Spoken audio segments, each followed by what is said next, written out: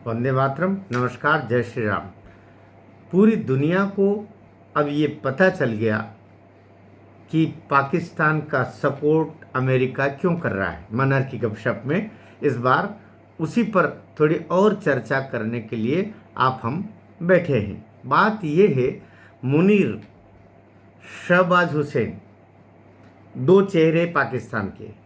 एक लोकतांत्रिक रूप से, तथाकथित लोकतांत्रिक रूप से चुनी हुई जो सरकार है उसका मुखिया शहबाज शरीफ। दूसरा सेना का मुखिया मुनीर भाई।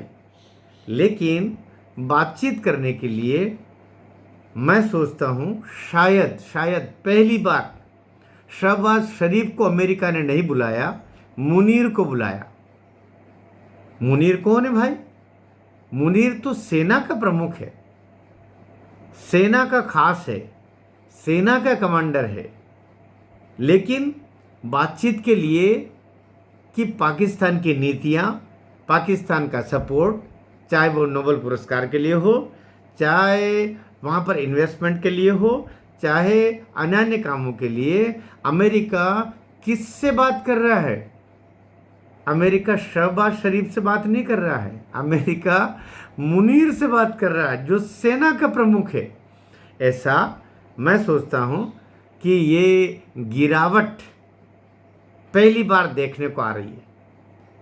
और मैं सोचता हूँ शायद दुनिया के बाकी तथाकथित लोकतांत्रिक देशों में ऐसा पहली बार ही कहीं हो रहा होगा कि किसी सेना के प्रमुख को बुला करके अमेरिका का राष्ट्रपति उसके साथ में डिनर भी करता है, उसके साथ फिर बुला के बातें करता है और फिर उसको उकसाता है कि तुम ऐसा ऐसा बोलो। और वो फिर अमेरिका में ही रह के अमेरिका की धरती से भारत को परमाणु युद्ध की धमकी देता है और बोलता है कि आधी दुनिया को हम साथ ले डूबेंगे, ले बैठेंगे, मार देंगे। अजीब बात हो रही है। इसका आशय क्या है? इसका आशय ये है, अमेरिका ने भारत के आगे हाथ टिका दिए हैं।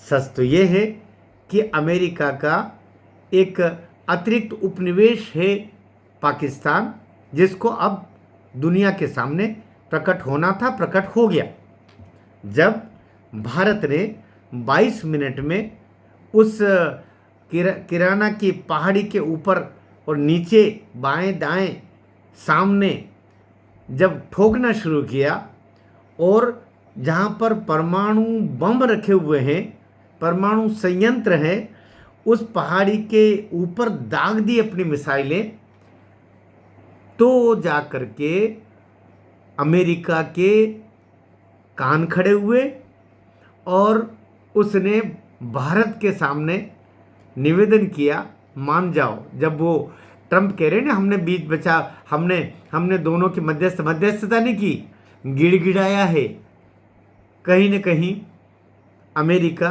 भारत के सामने। और जब उसकी गिड़गिड़ाहट नहीं सुनी, भारत ने कहा कि गिड़गिड़ाइए आप मत, गिड़गिड़ाना है तो पाकिस्तान गिड़गिड़ाए, क्योंकि पहलगांव में उसके हरामखोर आकर के और हमारे देश के 26 सनातनियों की पहचान करके उनके कपड़े उतार उतार करके उनकी हत्याएं की है। इसलिए गिड़गिड़ाए तो पाकिस्तान गिड़गिड़ाए, मुनीर गिड़गिड़ाए, शहबाज शरीफ गिड़गिड़ाए। ये जब भारत ने ठसके के साथ बोला अमेरिका के सामने, तब अमेरिका ने पाकिस्तान को कहा कि भाई तू ही गिड़गिड़ा, हमारे गिड़गिड़ाने से तो बात बन नहीं रही। तब जा कर के और ये मामला पूरा हुआ स्पष्ट। सच बात ये है, दुनिया को अब समझ में आ गया है, पाकिस्तान के पास जितने संसाधन हैं अमेरिका के दिए हुए हैं, पाकिस्तान के ऊपर जितना कर्जा है, पाकिस्तान और पर जितना भी संसाधनों को लेकर के, वो सब अमेरिका और चीन का है। हथियार कुछ तो चीन के हैं या फिर अमेरिका के। अमेरिका अपने दोयमनी तीयम दर्जे के उसको हथियार देता है और अपने एयरक्राफ्ट देता है। F-16 का साथ क्या हुआ ये दुनिया जानती है। F-16 को F-8 बना के रख दिया भारत ने और रो पड़े। उनके कई F-16 तो वहीं के वहीं स्वाहा हो गए, कई आसमान में स्वाहा हो गए। संपट नहीं पड़ रहा था कि ब्रह्मोस मिसाइलें किधर से आ रही हैं, किधर जा रही है, और उनके चलाए हुए पटाखे कहाँ आसमान में किधर से किधर फूट रहे हैं। ये मुनीर जी उस समय अंदर गुफा के अंदर घुस करके बैठ गए थे। शहबाज शरीफ न जाना कहाँ भाग करके और दर्राओं में जाके छुप गए थे। भारत भारत है। दरअसल पाकिस्तान नहीं डरा, पाकिस्तान तो कँपा गया, डरा तो अमेरिका है। और वही डर अभी पहले 25% टैरिफ, फिर रूस से तुम तेल खरीदोगे तो 50% टैरिफ, और नहीं उससे तो तुम चीन से तुम्हारी दोस्ती होगी तो 100% टैरिफ, और उसके बाद में तुम ये करोगे तो 500% टैरिफ। टैरिफ नहीं हुआ, खरबूजे की मोल भाव हो गई।